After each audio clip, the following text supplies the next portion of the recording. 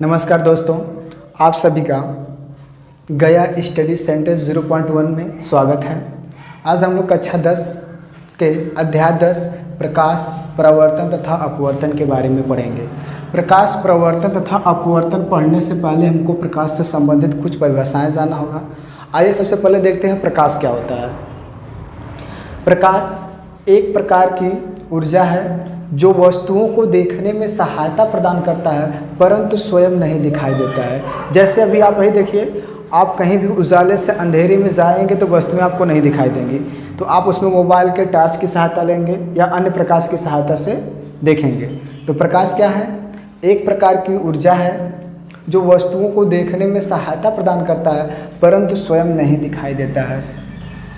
जिस वस्तु से प्रकाश का प्रवर्तन होता है वे वस्तुएं दिखाई देती हैं। अब प्रकाश का प्रवर्तन क्या है?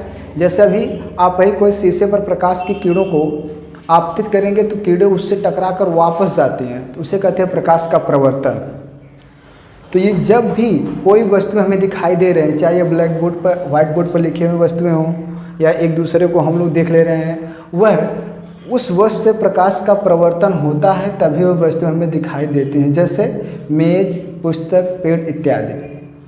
जिस वस्तु से प्रकाश का प्रवर्तन नहीं होता है वे वस्तुएं हमें दिखाई नहीं देती हैं। जैसे एग्जाम्पल में वायु से प्रकाश का प्रवर्तन नहीं होता है, इसलिए वायु हमें दिखाई नहीं देती है।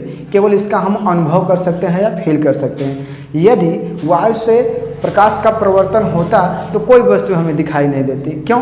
क्योंकि पृथ्वी के चारों तरफ वायुमंडल घिरा हुआ है, तो प्रकाश सूर्य के प्रकाश की किरणें आती और ऊपर से ही परावर्तित होकर के ऊपर चली जाती। यदि जो होता है वायु से प्रकाश का प्रवर्तन होता तो कोई भी वस्तु हमें दिखाई नहीं देती। तो प्रकाश क्या है? आइए देखते हैं। प्रकाश एक प्रकार की ऊर्जा है जो वस्तुओं को देखने में सहायता प्रदान करता है परंतु स्वयं दिखाई नहीं देता है। जिस वस्तु से प्रकाश का प्रवर्तन होगा अर्थात जो वस्तुएं हमें दिखाई देती हैं उन सभी वस्तुओं से प्रकाश का प्रवर्तन होता है। जिस वस्तु से प्रकाश का प्रवर्तन नहीं होता है वे वस्तुएं हमें दिखाई नहीं देती हैं। जैसे वायु हमें दिखाई नहीं देती है, केवल इसका हम अनुभव कर सकते हैं। अब आते हैं प्रकाश के गुण के बारे में। प्रकाश के गुण के बारे में यह विद्युत चुंबकीय तरंगों के रूप में संचरित होता है। अब याद बात आ गई, विद्युत चुंबकीय तरंगें क्या हैं? प्रकाश को चलने के लिए माध्यम की आवश्यकता होती है और माध्यम ना मिले तभी चल सकता है। यानी कि ऐसी तरंगें जिन्हें गमन करने के लिए या संचरित होने के लिए या प्रवाहित होने के लिए माध्यम की आवश्यकता नहीं होती हैं, उसे विद्युत चुंबकीय तरंग कहते हैं। तो प्रकाश का पहला गुण हो गया, यह विद्युत चुंबकीय तरंगों के रूप में संचरित होता है या गमित होता है या चलता है। दूसरी पॉइंट करते हैं, देखते हैं। प्रकाश सदैव सीधी रेखा में गमन करता है। क्यों सीधी रेखा में गमन करता है? क्योंकि इसकी तरंग दैर्घ्य बहुत कम होती है। निर्वात में प्रकाश की चाल 3 × 10⁸ मीटर प्रति सेकेंड होती है। निर्वात या वायु दोनों में प्रकाश की चाल 3 × 10⁸ मीटर प्रति सेकेंड होती है। यहाँ से दो माध्यमों में और हम प्रकाश की चाल देखते हैं। वायु में प्रकाश की चाल जो हो जाती है 3 × 10⁸ मीटर प्रति सेकेंड। उसी तरह अगर जल में देखेंगे प्रकाश की चाल तो जल में इससे थोड़ा सा कम हो जाएगा, 2.5 × 10⁸ मीटर प्रति सेकेंड। और कांच में प्रकाश की चाल होती है 2 × 10⁸ मीटर प्रति सेकेंड। ये पॉइंट आपको याद रखना है क्योंकि प्रकाश की चाल से सीधे बोर्ड में प्रश्न पूछ लिए जाते हैं। थोड़ा सा माइनर अंतर है, देखिए 10⁸ 10⁸ 10⁸ सब में है, इसमें 3 है, 3 से 0.5 कम है, 2.5 जल में प्रकाश की चाल। यहाँ देखेंगे कांच में 2 × 10⁸ मीटर प्रति सेकेंड है। तो तीनों माध्यमों में प्रकाश की चाल को देख लेंगे।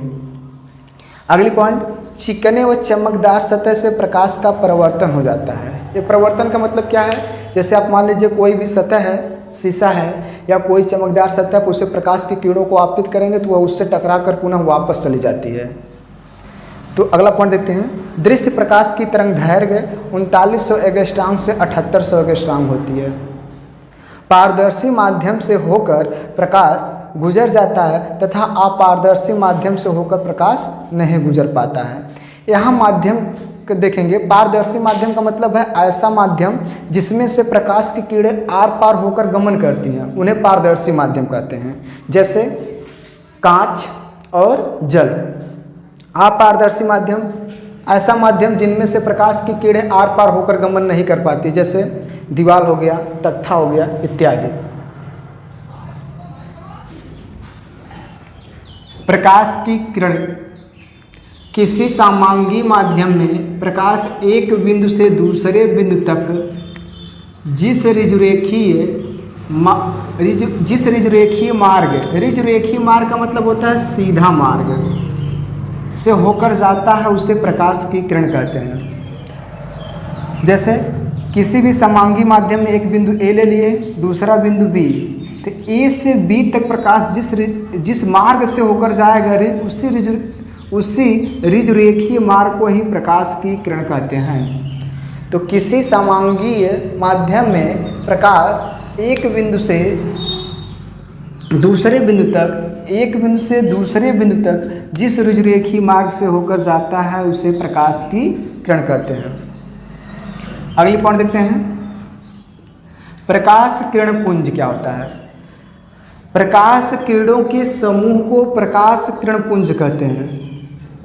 अगर एक प्रकाश की किरण है तो उसे प्रकाश किरण कहेंगे, अगर प्रकाश की किरणों के समूह है तो उसे प्रकाश किरण पुंज कहेंगे।